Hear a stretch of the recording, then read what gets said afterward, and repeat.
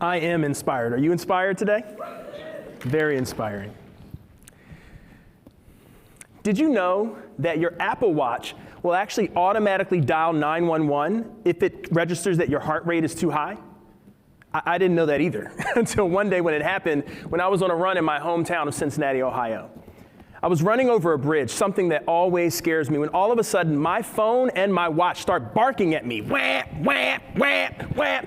And I grabbed my phone to see what's going on, and actually it had already dialed 911. And the operator had picked up the call. And well, after an awkward conversation that added embarrassment to the fear of heights I was already feeling, well, it made up for a run that I will never forget.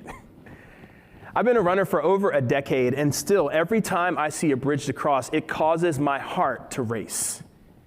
Fear is like that, right? It's physical. Fear seizes your heart. And what I want to talk to you today about is fear. My name is Chuck Mingo. I'm the founder of Courageous Love, an organization for racial solidarity, healing, and justice. And our flagship experience is a program called Living Undivided. And when I think about how we address race in our country today, what I see is fear. And I bet you'd agree. If our country was wearing an Apple Watch, it would have been dialing 911 every day for the last 17 months. Am I right? We live in the season of deep polarization where we understand each other less and less. And we're actually growing more and more afraid of each other. Now that fear looks different. If you're black, indigenous, or a person of color, it might be the fear that I often feel raising two young black boys every time I see an unarmed black man killed at the hands of the police. If you're white, it might be the fear of being called racist or being canceled in our culture when you share your perspective. But wherever you land on the racial mosaic of our country, we all have a similar challenge, and it's an urgent one. We need to figure out what to do with the fear in our hearts. I want to step back to July 29, 2015. I was on the pastoral staff of a church in Cincinnati, a large church, 35,000 people, 80% white, 20% non-white. And on July 29th, body cam footage revealed that just 5 miles from where I pastor, an unarmed motorist named Samuel DeBose was shot in the head and killed by a gunshot wound.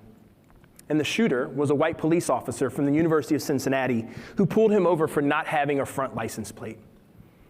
And I remember being in a room with my colleagues from the church as this footage showed on our local news. And I was the only black man in the room. And I remember feeling both in community and also alone. Because I knew this moment would demand something unique from me. I knew that no one else around that circle was going to be called to lead our church and to try to do it well in this moment of crisis and division. Not because they weren't heartbroken, and certainly not because they weren't qualified, but because I was being called. And that calling made me afraid. My heart sank to the pit of my stomach, and I felt more fear in that moment than I ever felt running across a bridge. And I made a choice. I chose to lead with courageous love. There was a divided interpretation of the facts across racial lines, and so my character was called into question as a pastor and a leader as I spoke publicly. For the first time, I showed up for marches. I remember praying at the courthouse steps as the jury was deliberating on the verdict, and I became more bold and more clear in leading and preaching about race. You know what I learned? I wasn't alone. That there was actually a community of people like me, many of them people of faith, who were understanding that our scriptures have a lot to say about how the church shows up publicly in moments like this. Scriptures like Micah 6:8, which say that what God requires of those who follow him are to do justice, love mercy, and walk humbly with our God. And Living Undivided was this transformative experience where people were learning how to do that, how to do justice, how to love mercy, and how to walk humbly with people from different racial backgrounds. People were coming together, total strangers were connecting, heart rates were lowering, and people were getting active. And then we enter 2020, a pandemic, a contentious election, hateful words and violent actions targeting Asian Pacific Islanders and immigrants in our country, and George Floyd, Rayshard Brooks, Breonna Taylor. More pain, more division, more fear. And yet, despite this gloomy backdrop, good things were happening in our program. We were expanding to prisons. We were working with other churches and community. And we were seeing that change is possible through connected relationships and collaborative collective action. And so in 2020, we launched the Courageous Love organization to take this program that started in one church and expand it to churches all across the country.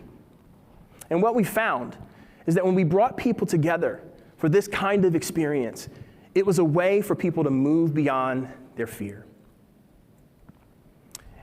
And so we expanded, and we began to do this work in other places.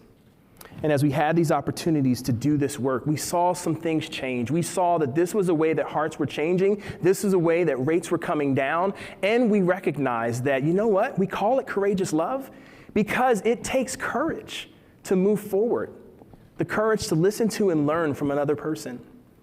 But when people unite in racial solidarity this way, they begin to ignite each other toward racial justice. Like when alumni of our program, 250 of them, knocked on doors and made phone calls and registered voters to see the historic passage of a county tax levy that today, while we are here, is enabling thousands of kids in my city in Cincinnati, many of them black and brown kids, to have a quality preschool experience. That wouldn't have been possible without their work. Their actions were making a difference. So the work that we're doing in this moment is powerful. Powerful enough that Johns Hopkins wanted to research what we were doing. And their research confirmed what we see week after week, which is that we move people from a place of isolation to belonging, and from a place of passivity or stagnancy or fear to becoming architects of change in their own community. So it should be no wonder that one of our alumni, Ahmed Beakley, made the courageous decision to invite his police chief out to lunch after the murder of George Floyd. Ahmed, a black man, met with Chief Mike Mills, who is white, to talk about equity in policing in their Cincinnati suburb. And that lunch led to Ahmed inviting Chief Mills to bring Living Undivided to the police force, where earlier this year, 10 white police officers and 10 black citizens from the Cincinnati suburb got together to share their lives and experiences together. And this continues to have positive ripple effects in this community and beyond, because every day there are white police officers and black citizens working together to make sure that everyone is safe in their community every day. Ahmed and Chief Mills remind us that the fear in our hearts can be replaced with courageous love. They are embodying courageous love.